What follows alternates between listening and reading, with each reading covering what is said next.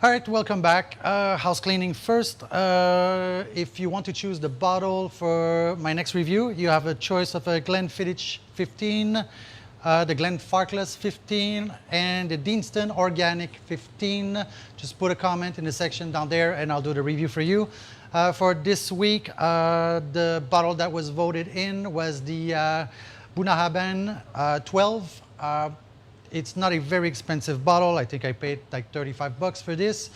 This bottle goes a little bit under the radar. I don't know why. Maybe it's the color of the bottle. It's not like a classic bottle, whatever. And it looks heavy and peaty, and you know, it looks a little bit like heavier than other whiskeys. But trust me, it's quite a good whiskey.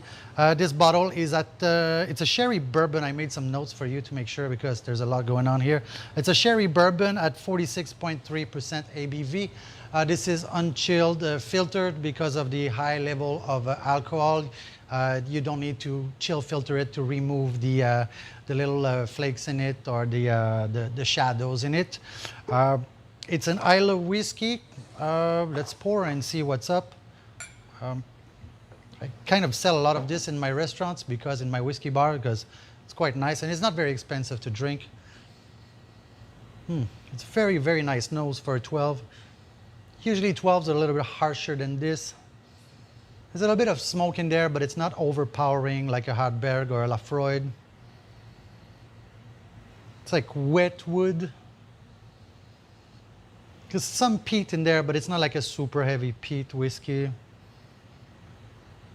Yeah, there's like sweetness in there, like dark fruits, or I would say like a rumish, like sultanas, or like fruits like this in it. It's very easy on the nose. It's not very powerful. It won't like destroy your nose here. Even with the alcohol content at 46.3, it's not overpowering your nose like a dry your nose like a dry, you know, like a bad whiskey or bad scotch. So let's try it and see what's up.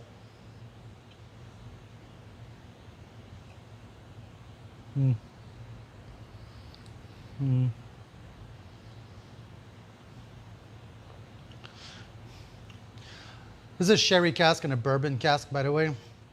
You can right away, you can taste the sherry and the bourbon. The bourbon's quite strong in there. It brings out like, yeah, you caramelize the sweet taste. A little bit after, you get some of the sherry. I like this. It's like a deep, like some like a chocolate note in there. Not like chocolate, like a sweet, a bittersweet chocolate.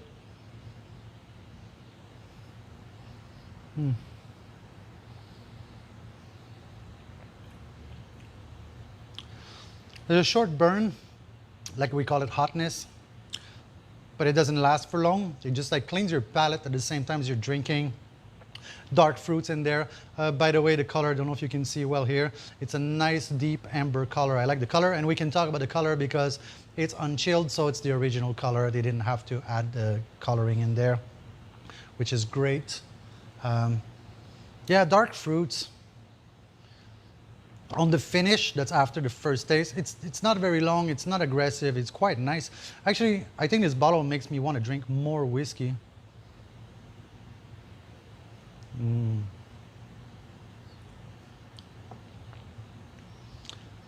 That's surprisingly complex for a young whiskey like this. I think the smokiness and the spiciness of it, the hotness of it, and the alcohol level, they mingle well. Could you put an ice cube in there? You could. I think it's perfect as it is. It's not too raw for a 12. It actually tastes a little bit older than what's stated on the bottle here. I have a lot of Bunnas, and we did a review of the 18 before, which was like super fantastic. I really enjoyed this bottle. This is high-class whiskey. If you got extra money to spend, go see the review and then just go buy it. Trust me, you don't need to see the review. Yeah, dark notes, dry fruits. There's like a deep velvet in it that you would expect in like a 16 or an 18. This company makes fantastic product. They have a line of NAS as well, which we will review at a certain point. You know me, I'm not the biggest fan of NAS. Some are done great, some are terrible. Like the Glenrothes Maker's Cut, terrible. If you smell it after, it still smells like, actually it smells better. It smells more like a velouté or, you know. You know, after lamb, well, even pork, that'd fit perfectly.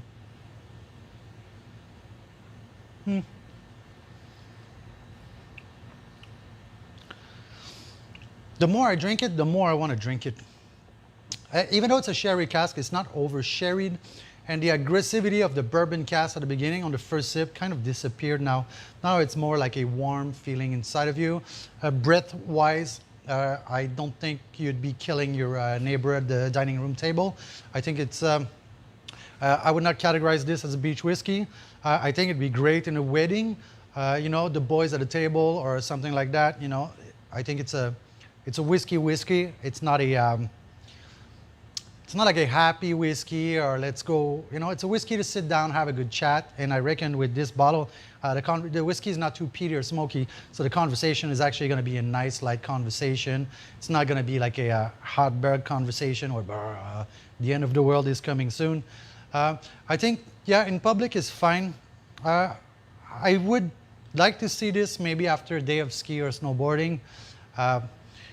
Yeah, maybe like a day, like a rainy day, or you're gonna watch Lord of the Ring like for 5 hours. I would go with that. It's a great bottle. Hey, listen, I'm talking to you and I just want to finish it because it's really that good. And at that price for a 12, I reckon probably one of the better 12s out there.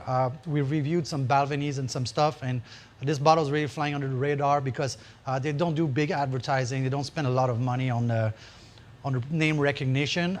But if you try it, you will know. And then after that, it's going to be easy for you to make a jump from the 12 to the 18 because, you know, you're going to go like, well, if the 12 is that good, then how good is the 18? And let me tell you, the 18 is fantastic. It's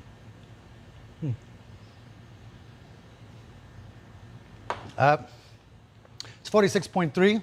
You could add a bit of water in there. I don't think it needs to.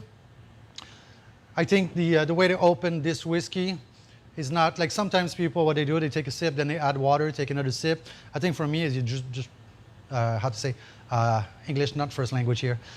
You just drink it more, and then the alcohol level will dissipate, and you'll get all the flavor in your mouth. I would be very careful with this bottle because it's so good that you might just end up drinking it all and have a major headache the next day.